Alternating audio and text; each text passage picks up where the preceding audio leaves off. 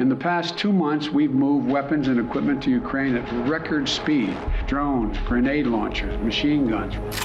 We're seeing this incredible, historic flow of weapons coming into Ukraine. Do we have any sense as to where they're going? We don't know. There is really no information as to where they're going at all. You know, all this stuff goes to the border, and then kind of like something happens, it kind of like 30% maybe reaches its final destination. 30%? Are you concerned about weapons getting into the wrong hands? I don't care at all whether that happens. What sort of a unit do you command? Can't say. Okay. You know, there are like power lords, oligarchs, political players. One of the biggest targets are convoys like this transporting weapons. Вот там в поезде мы ехали, только что въебались туда, прямо в поезд. За деревьями. Вот там Орлан идет. Europeans had come to believe that that project of integration had effectively meant the banishment of armed force. All of a sudden, not far from the borders of the EU, was the most significant war since World War II.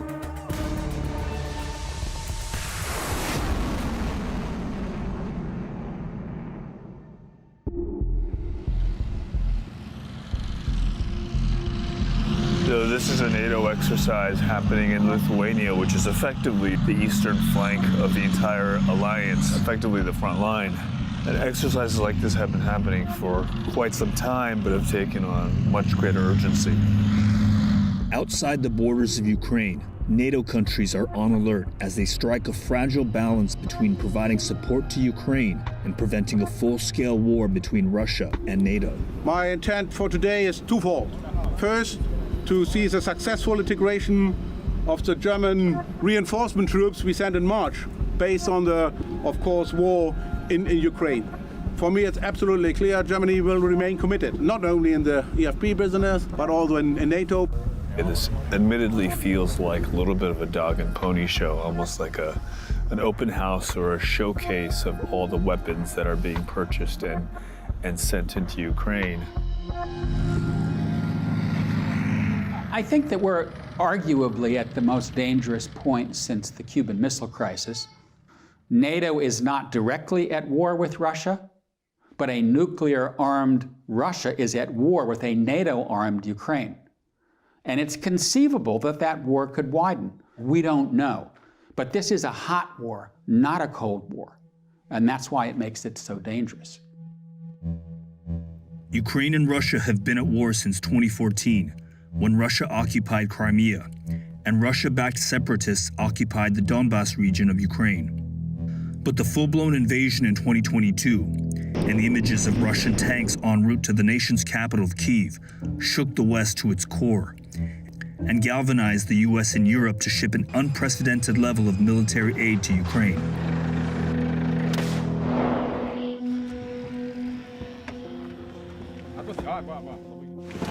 Yeah.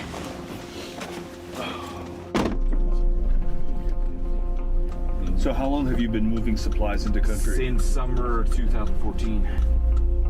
This whole thing, if you do it like according to the book, it takes 4 or 5 days. And I mean, we don't have that time. And yeah, we go now. Welcome to Ukraine. Yeah. Jonas Ullman and his team work for the non-governmental organization Blue Yellow. While weapons are pouring in, frontline fighters also need supplies like body armor, helmets, and other tactical gear. NGOs like Blue Yellow help fill that gap.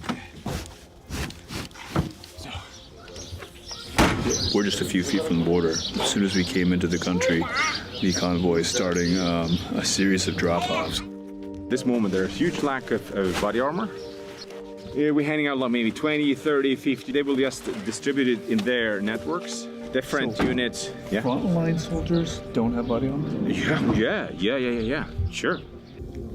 For a country trying to defend itself against a much better funded and equipped aggressor, crews like Jonas's have become vital to navigating the tangle of supply lines to reach the patchwork of what are sometimes improvised military units. You as an NGO, you have to toe the line very carefully. You can only move non-lethal aid. Yes. We are cooperating with units who rely to some extent on official support, and they get weapons, etc. But they also rely on us for other things: cars, drones, optics, etc., etc. The Russians in some ways see this as a war with the West.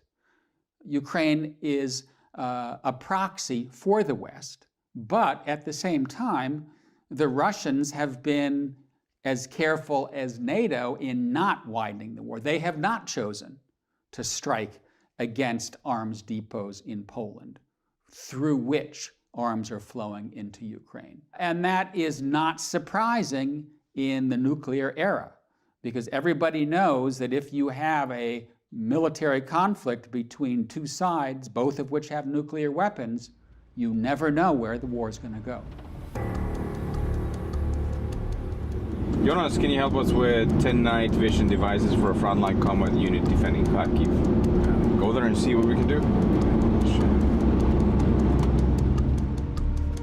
One of the many challenges to getting logistics to the front line are the many roadblocks, damaged bridges, collapsed bridges, and having to go off-road and sort of improvise your way through the country.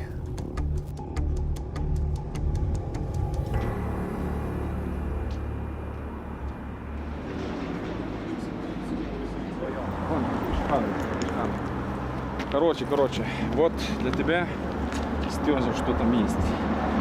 This woman, who asked that her name be withheld, is part of a network of civilian volunteers who are aiding in the war effort and act as links between groups like Jonas's and local soldiers. Коллиматоры есть. Да, коллиматоры давай. А планок Пикатини нету? Ну давай коллиматоры пусть ищут планки, потому что просят для ближнего боя. How critical are these supplies? Від цієї допомоги залежить життя наших бійців, тому що вони, коли працюють тепловізором, вони вночі бачать цілі, вони бачать супротивника. Коли працюють квадрокоптери, вони бачать місце розташування противника, вони бачать, скільки зброї, яка зброя готується до наступу. Тому це, від цього залежить життя. In addition to go-betweens, Jonas also delivers directly to armed units requesting supplemental aid. We've just been escorted to a compound, a private compound, and Jonas and his team were delivering some aid to this unit. We can't show any faces because of the highly secretive nature of what these guys do. Oh, wow. What sort of a unit do you command? Can't say. Okay. Can you walk me through some of what you have here?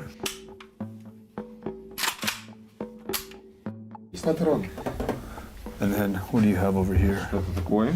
Это танковый боезапас. Tank. Бронежилеты. Это пока ночной работы коллиматор одеваешь и русских оккупантов. Чуть-чуть. Можно? Ну вот это лучше не трогайте до гранатометных зарядов. Это мины разминирования.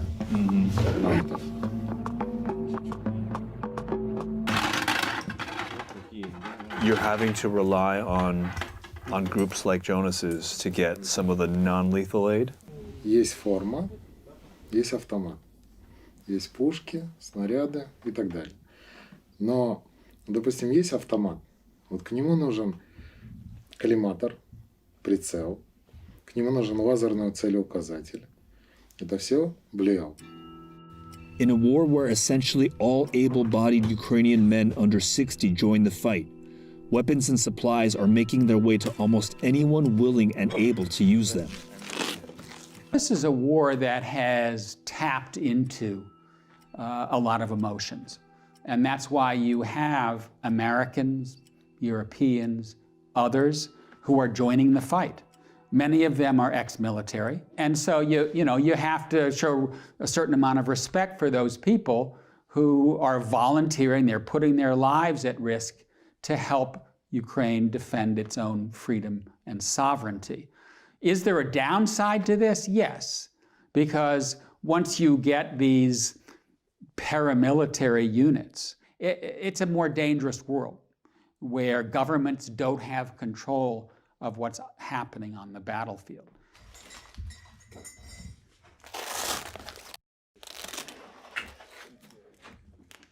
блін, часи. 6:28. О, хлопці, давайте нажимаємо. Що на балконі должно бути нормальних людей.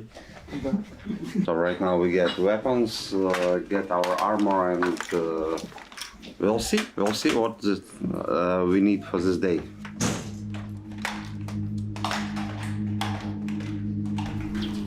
This commander, known as the Greek, and his unit of former civilian and paramilitary fighters will escort Jonas and his crew to the front line. His unit has the firepower to defend the convoy should they encounter ground forces. Штука, все, робота нормально. Да, заработає, да. Я знаю. Все працює, все відробляю. Да. Нищить москалів. Before the convoy gets underway, they rendezvous with another crew to combine supplies headed to the front line. As we follow supply lines, both non-lethal aid and lethal aid, they kind of converge here very, very close to the front. You know, this unit gets most of its non-lethal aid from Jonas and his team, and what we're seeing is all this non-lethal aid sitting right atop some of the most effective weapons of this war.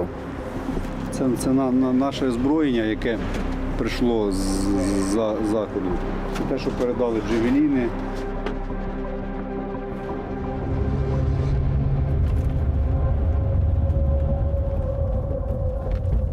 The commander of this unit told us that if they stand still for 5 minutes, even less, they will start to come under fire.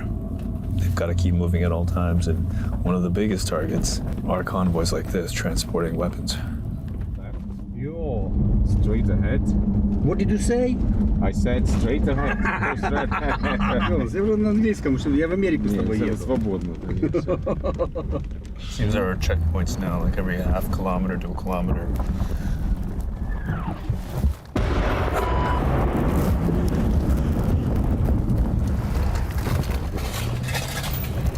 Wow, that was close.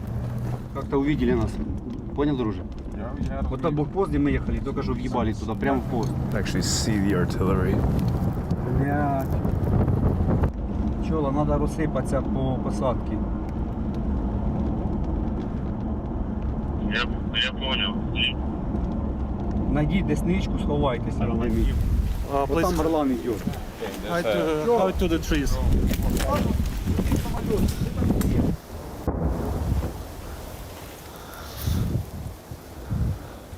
Hearing a lot of incoming and outgoing shelling, drones overhead. This isn't much cover, but it's kind of all we got here. Тільки що ми їхали, в небі був Орлан. Вони побачили точку, де ми знаходимося, побачили перехрестя, де зупиняються. І туди відпрацювали артилерію. Слава Богу, що не попали. Ми проїхали далі. Остальна наша група поїхала вперед, і там їх теж обстріляли. Вони вернулись назад, їх опять обстріляли, вони пробили колесо. Зараз він висить, ми його зараз не бачимо. Шум, його не чути. Нам треба такі прибори, які показують, де летить БПЛА. Unable to move any further and out of sight of Russian drones, both the Greek and Jonas pull back without delivering their supplies. We had been traveling in a convoy of 4 earlier when we encountered the shelling. We have to assume that the Russian drones had eyes on all 4. So we're not traveling in 4s anymore until we are well out of range. The derailing of this supply run is one of the many ways desperately needed aid doesn't always make it to the soldiers who need it. The U.S. has sent tens of thousands of anti-aircraft and anti-armor systems, artillery rounds, hundreds of artillery systems, switchblade armored drones, and tens of millions of rounds of small arms ammunition. But in a conflict where front lines are scattered and conditions change without warning, not all of those supplies reach their destination. Some also reported weapons are being hoarded, or worse, fear that they are disappearing into the black market, an industry that has thrived under corruption in post-Soviet Ukraine. Anybody want to refill here? More? More, yeah, some more. That's for me? Okay, cool. Родился обоим травмы, обкосился.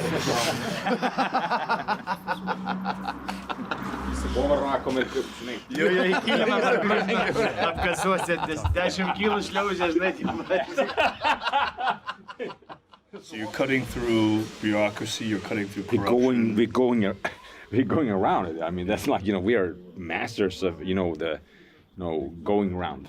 And what is the corruption? Is it like playing favorites? Is it? They're like power lords, oligarchs, political players. The system itself is we are the armed forces of Ukraine. So if the security forces want to, the Americans gave to us, so you've got to figure it out. And it's like, it's kind of like power games all day long, basically. Yeah. And so eventually people, they need the stuff or they are being used, so they go to us. You're gonna see one of the elite drone teams in Ukraine. And they requested something from you? They requested a drone to the fair amount of $200,000, and we bought it for them. And there it is. I see it. Nice, it's great. Mission successfully uploaded. Modern drones have proven to be the most successful tool in breaking frontline stalemates. We have to adapt to that wind. Yes. To it. A former German soldier who asked to stay anonymous is instructing the unit. How transformational have drones been for Ukraine? Already it was clear in 2015 that it's going to be drone war.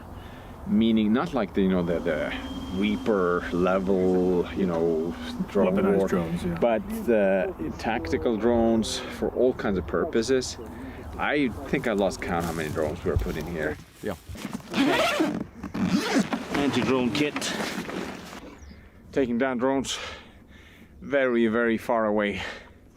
So you use it as a defense against drones. That's a serious looking jammer.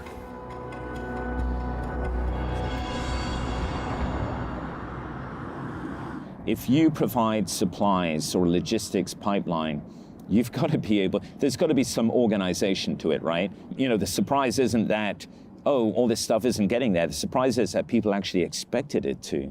We're here in the evacuation. Andy Milburn is a U.S. Marine veteran. Unsatisfied with what he felt was a too hands-off approach from the U.S., he made his way to Kyiv after the invasion to train frontline soldiers. I can tell you, unarguably, that on the frontline units, these things are not getting there, all right? Drones, switchblades, IFACs, they're not, all right? Body armor, helmets, you name it. Is it safe to characterize this as a little bit of a black hole? I suppose if you don't have visibility of where this stuff is going, and if you're asking that question, then it would appear that it's a black hole, yeah. Are you concerned about weapons getting into the wrong hands? I don't care at all whether that happens. Of course it's going to happen. It happens in any... if you don't have guys here supervising the pipeline, but that's not my biggest concern. My biggest concern right now is that the guys who need to kill Russians with those weapons get those weapons. We're seeing this incredible, historic flow of weapons coming into Ukraine from the West, from the US and NATO countries. Do we have any sense as to where they're going? We don't know. There is really no information as to where they're going at all. What is more worrying is that at least some of the countries that are sending weapons do not seem to think that it is their responsibility to put in place a very robust oversight mechanism to ensure that they know how they're being used today, but also how they might and will be used tomorrow. Is it appropriate for us to be asking these questions in a state of emergency? You have a country that has been invaded by a larger neighboring force. Whatever it takes to survive seems to be the name of the game. It's not just that it is appropriate to ask those questions, it is absolutely necessary to ask those questions, because if we look back, we have so many different examples in Afghanistan and Libya, Iraq, and the situations where weapons that are meant for one purpose at a particular time end up going elsewhere, being used for other purposes. When ISIS took over Mosul in 2014, they came into possession of large amounts of new, sophisticated weapons that U.S. forces had left for the Iraqi forces. But, Iraqi forces lost control of the city, ran away, and all that fell into the hands of ISIS. During a Department of Defense briefing in July 2022, a senior military official said that the U.S. is not tracking weapons, but are confident military aid is being used to combat Russian forces. And on July 19th, it was reported that Ukraine created a temporary special commission to track the flow of weapons into the country. I would call it incoherent policy, all right? If the United States policy is to support Ukraine in the defense of its country against the Russian Federation, you can't go halfway with that. You see what I'm saying? You can't create artificial lines, and I would challenge anyone to say otherwise. We're either in or we're not.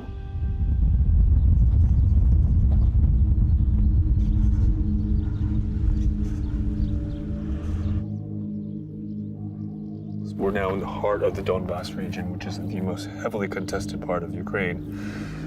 And following the convoy here is particularly unnerving because they've been asking for anti-drone equipment, which tells you that there are drones in the sky. Clearly within artillery range as well. So we probably shouldn't stay here for any longer than we need to.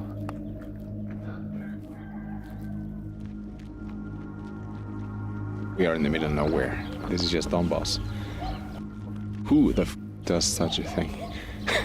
It's just, it makes no sense whatsoever. Whatsoever. One of the big questions moving forward is, will there be a long-running Ukrainian insurgency in areas held by the Russians? And I think the answer to that is probably yes. But it depends what territories the Russians hold, how many of the Ukrainians that are in those territories stay. But you could still see partisans, Ukrainian units of one sort or another, infiltrating across the border into Russia-occupied territories to make any continuing Russian occupation costly and bloody.